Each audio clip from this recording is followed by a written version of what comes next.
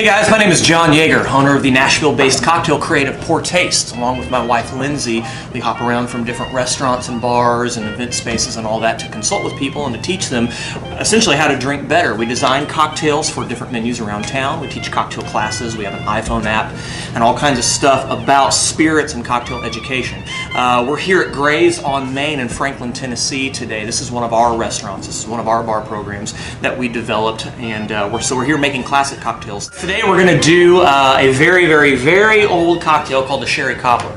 As the name suggests, just like the dessert would suggest, a cobbler in the cocktail world is very fruit-filled. That's kind of what constitutes a cobbler, as opposed to, say, a strawberry martini. This is a very thick cocktail. This is a cocktail that in its design, you see the pieces of fruit laying around. It's a very robust cocktail. That said, the base spirit is what I said, it's sherry. Sherry is a fortified wine product from Spain. And there are different ranges and different styles of sherry. Today I'm going to use Lustau Solera sherry. To me, this is very mixable and very versatile. Some sherries are going to be a little too dry for this cocktail, so this one is the one that I'm choosing. I'm going to do 2 ounces of Solera sherry in my shaking tin.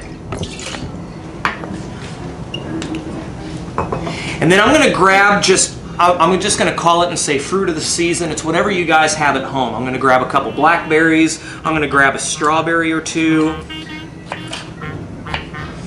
And we're just going to muddle these right into the sherry. Again, this is kind of a quick infusion.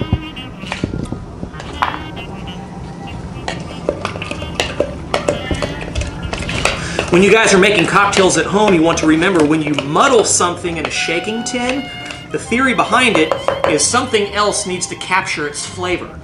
So whether it be the alcohol or whether it be your sweetening agent, something else needs to absorb the aromatics and the flavor that is being expressed by the action of muddling. So we're going to add a ½ ounce of simple syrup. We're going to add 3/4 of an ounce of lemon juice.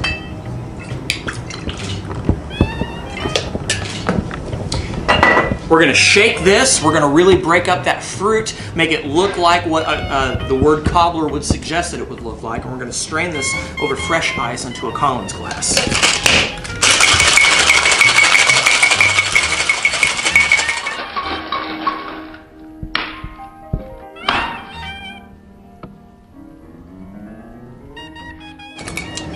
Okay, we're going to strain over fresh ice into what we call a Collins glass.